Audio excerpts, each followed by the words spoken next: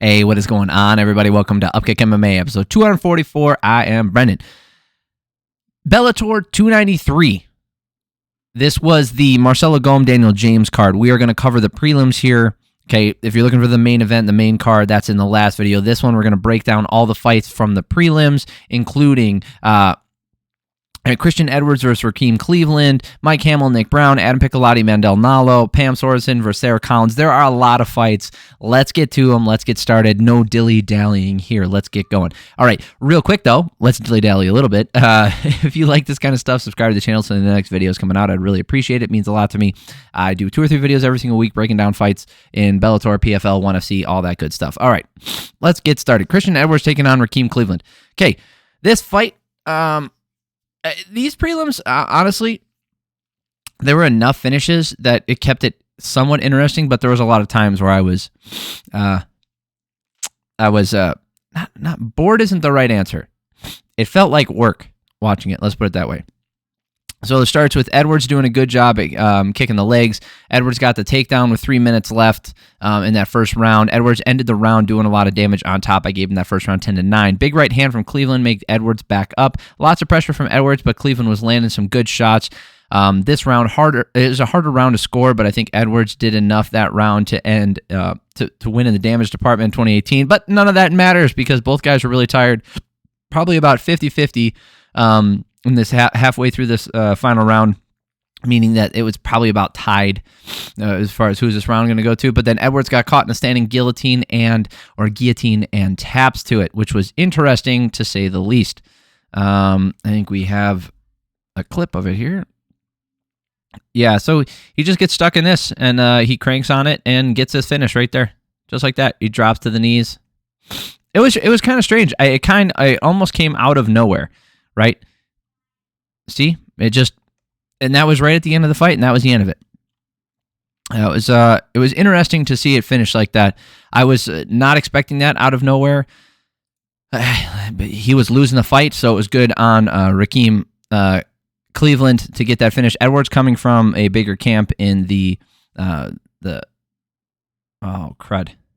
Jackson Winklejohn, so he has a lot of hype behind him. As much as there is for a lower tier fighter like this. But anyway, comes from a good camp. It was very surprising to see him lose like that. Moving on, Mike Hamel versus Nick Browne. This one was pretty interesting. This one ended in the first round. Holy shit, there was a huge left kick from Hamel. Browne went down and there was some follow-up. So I watched the stoppage. If you watch the stoppage here, okay, bam, right there. Okay, so the head kick puts him down, right? And then he follows up with a little bit right there. That's it, right where he falls. Right, sorry, that was the spot right there. So you can see him fall face first, and Frank Trigg steps in. So initially, Browne was a little upset about the decision. The stoppage. He felt that he was still in there. He was still working. But if you watch, I think Trigg made the right decision, whether Browne was still in there or not, in his own opinion, or in reality. Giving the view of dropping face first onto the mat after taking punches is never good. You can't expect other people to understand what's going on in that situation. Like, they're just supposed to know, like, oh, he's fine, he's just readjusting. No, it looks like you went out, man. Whether you did or not, it looked like you did. So all we can go off of is what it looks like is happening, and I think Frank Trigg made the right decision there. So good stoppage win for him. Great head kick. That was incredible. It came out of nowhere, and it was loud, too. It was not one of those ones that makes me sick, but it was enough. Adam Piccolotti versus Mandel Nallo. So this fight was really good, too. It was back and forth for the most part. Nallo was circling, staying on the outside for a majority of the fight. They made a big deal of Nallo's never been submitted, some other stuff. Obviously, Adam Piccolotti is known for his grappling. He's very good on the ground. So Nallo was circling, like I said, most of the fight, kicking, staying at range. A great kick from Piccolotti. It was the hardest strike so far in that round.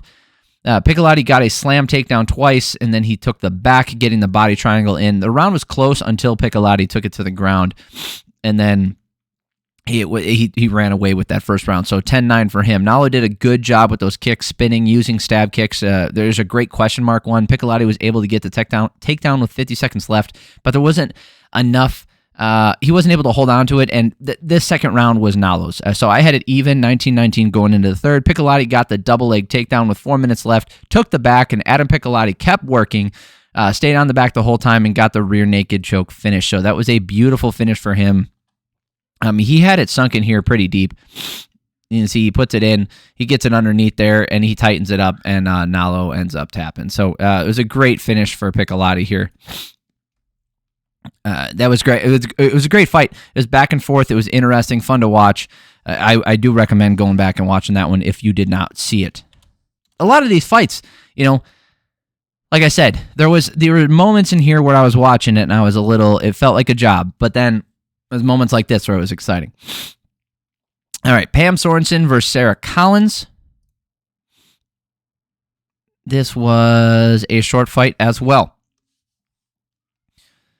All right, so Collins was landing the smoother strikes, and then she ended up getting this hard hand-arm takedown.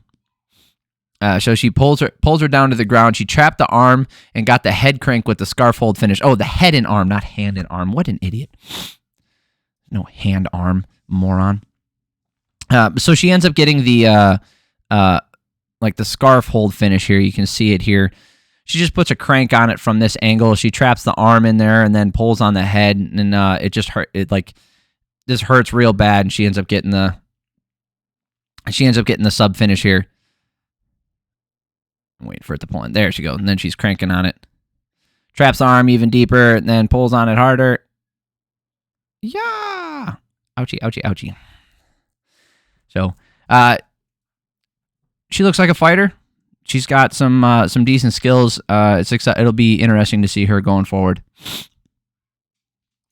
All right. Not controversy necessarily, but this is one of those fights where it was felt like a job watching it.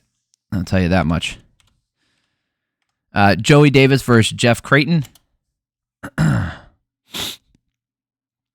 Jeff overextended on a kick and gets taken down for it. So this is the story of the fight. Joey Davis controlled a lot of it, and I mean controlled.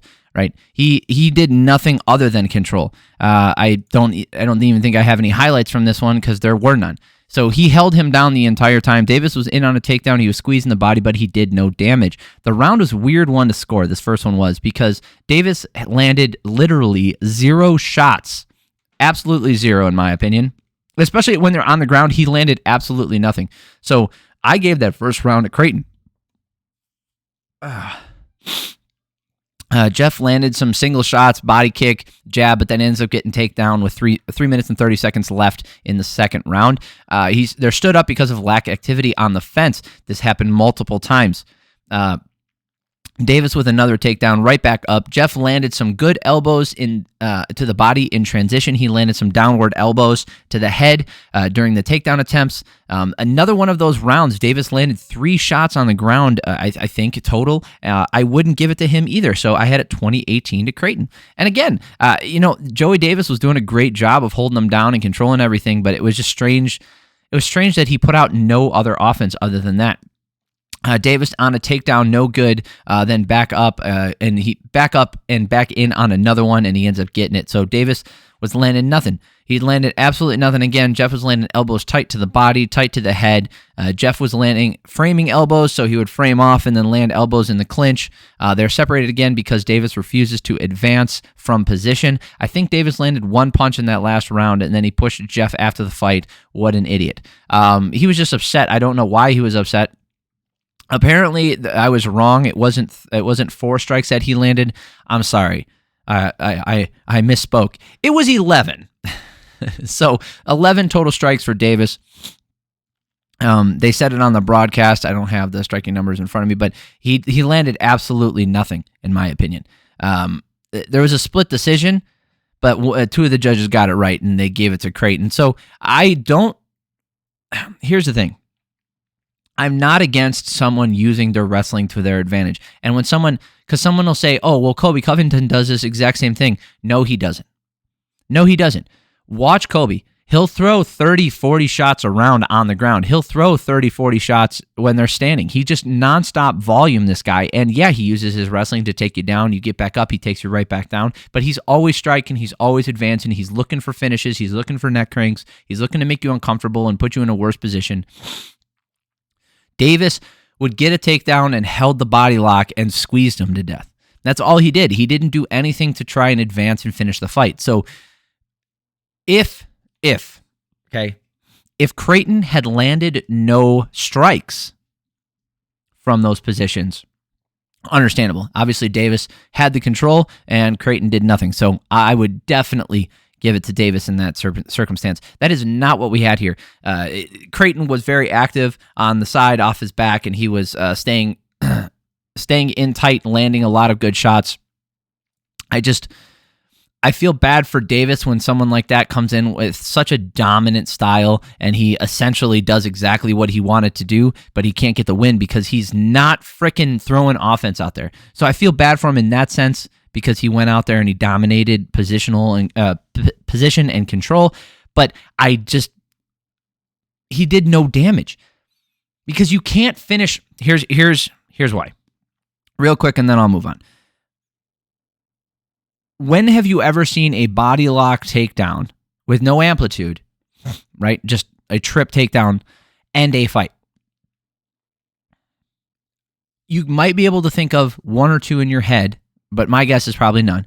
But one or two in your head, and usually it's due to like an injury, right? Somebody plants with their arm and it dislocates their shoulder, or their elbow pops out, or something happens where they step weird and then their knee pops, or they hurt their foot.